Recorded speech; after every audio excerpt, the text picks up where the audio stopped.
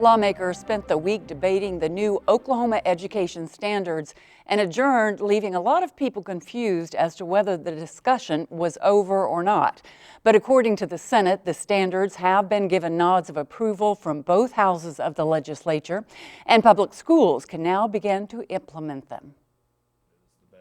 The Oklahoma legislature received the new education standards drafted at the direction of the State Board of Education on the first day of the 2016 session, February 1st. State statute dictates lawmakers have 30 days to either approve or reject the standards.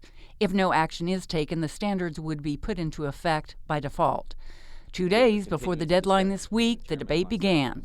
Senator John Ford, who chairs the Senate Education Committee, read several comments from a variety of people and entities that strongly endorse the new standards.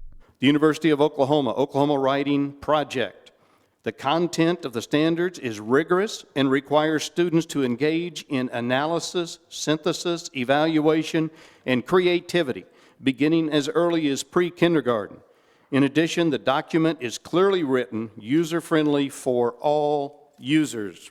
But Senator Josh Burkeen pointed to some reviews that were not favorable. Stotsky is saying they could have been written for Martians, by Martians for people on Mars, because there's nothing unique to Oklahoma in these as produced. She's been asked by 15 states in the last several years to review their standards. She is an expert.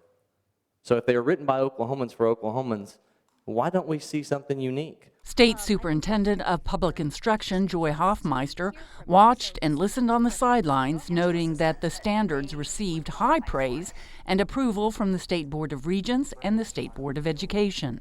Then at the 11th hour, there were comments made from some that are outside our state. That is something that in no way should cast a cloud over the important work of Oklahomans who wrote them and Oklahomans who want them. The Senate debate included amending some parts of the education standards, which took lawmakers a bit into the weeds, as they say. Which part is not approved? Help me understand why we're going back and picking this apart, one part at a time. They're complex, highly difficult things, and I just don't think that the legislature needs to be reviewing, repealing, approving, amending, directing, getting in the middle of battles, people saying it's too much Common Core compliant and people saying it's not Common Core, therefore it's bad. We need to be out of this. When we're up here every single day trying to change education and just throwing education in Oklahoma a snowball, consistency and continuity is what education needs. In the end, the Senate Education Committee approved a resolution accepting the standards with the caveat that some changes could still be made. A similar resolution was debated on the House floor. House Leader Jeff Hickman authored HJR 1070 that allows for some minor tweaking of the standards. Again, I don't know why we would allow standards that we know have some corrections that need to be made to go into effect. If we allow those to just simply go into effect, they can't be fixed for another year.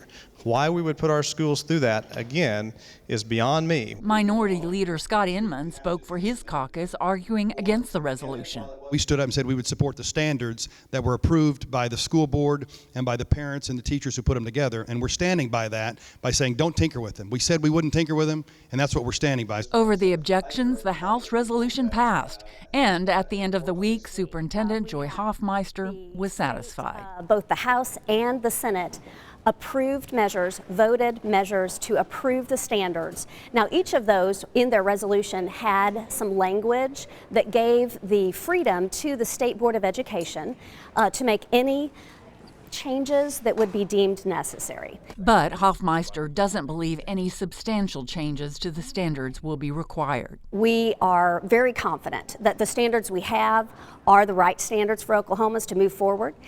We are gratified that both the House and the Senate said yes to approve the standards. Still left in question, though, consideration of House Joint Resolution 1070 in the Senate.